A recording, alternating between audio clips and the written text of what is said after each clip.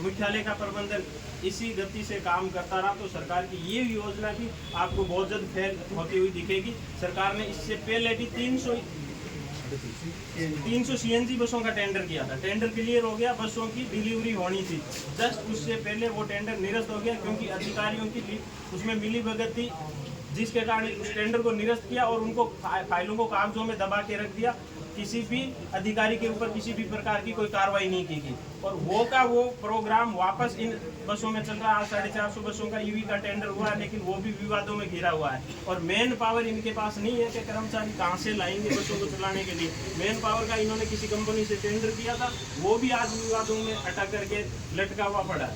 अगर आप काम नहीं करेंगे, आप लोगों को बड़ी परेशानी होगी, बहुत सारी इनसे आवागमन का अगर है तो बिल्कुल हमारी सबसे पहली यही सोच रहती है कि किसी भी यात्री को किसी प्रकार की कोई दुविधा नहीं हो, लेकिन प्रबंधन का ये रवैया रहा तो हम मजबूरीवश हमें ये बंद करना पड़ेगा क्योंकि हम 16-16 घंटे की ड्यूटी दे करके भी हम ड्यूटी तो दे देंगे आम यात्री के लिए, आम जनता के लिए हम 16 घंटे काम करने को तैयार है, लेकिन हमें 16 घंटे का पैसा तो मिले।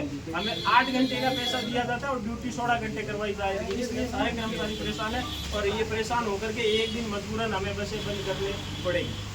देखिए, ये कर्मचारी थे जो अधिकारियों से मुलाकात की, अभ्यस्त से बात हुई और इनका कहना है कि इनका एनपीएस का पैसा कटा वो नहीं मिला, इनकी ग्रेजुटी एसडीएम वो नहीं बन पाया।